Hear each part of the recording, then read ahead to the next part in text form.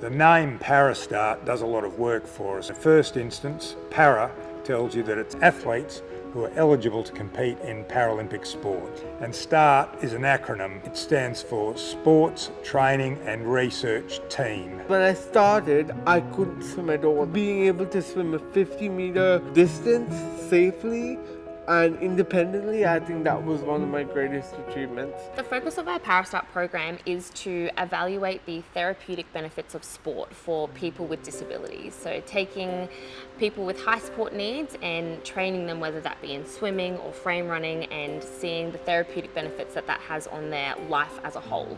The reason we began the Parastart program was because we were in contact with a lot of athletes who were participating in parasport from grassroots all the way to the elite level.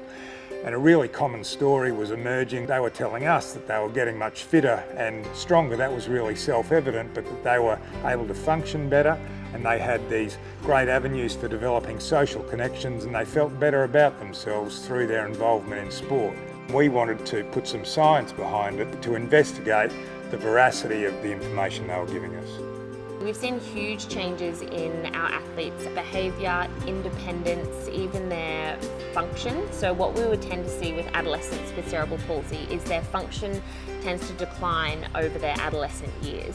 And we've actually seen across the swimming program that their function has maintained and improved. So the opposite of what we would normally expect to see.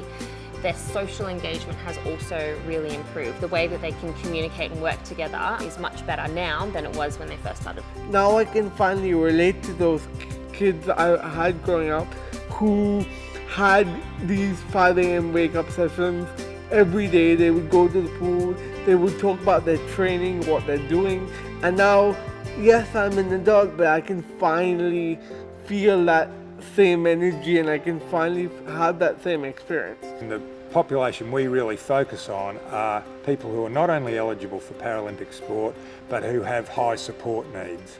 So they're the athletes who use wheeled mobility, and they need personal support for fundamental tasks of daily living. One of the things that they appreciate about the way that our team works with them is that we have expectations. If they're not working hard enough, they'll be told. They appreciate being held to a standard and to try to be extended and pushed. We've been incredibly gratified with the public support that we've received. We want to expand this program. We want to look at people with a range of diagnoses to see whether the results that we're finding in the athletes that we've got so far can be generalised. And we also want to try in a range of different sports. We've got visions for expanding that, and to do that we'll be really depending on support from not only research grants but from the public as well. The main difference for our Parastart program compared to other disability programs is that we are investigating sports training and high performance sport. So we do training sessions rather than therapy sessions. We are coaches rather than clinicians.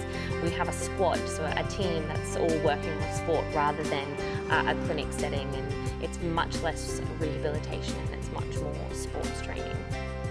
Getting people with high support needs to be more physically active and achieve goals is a wonderful aim.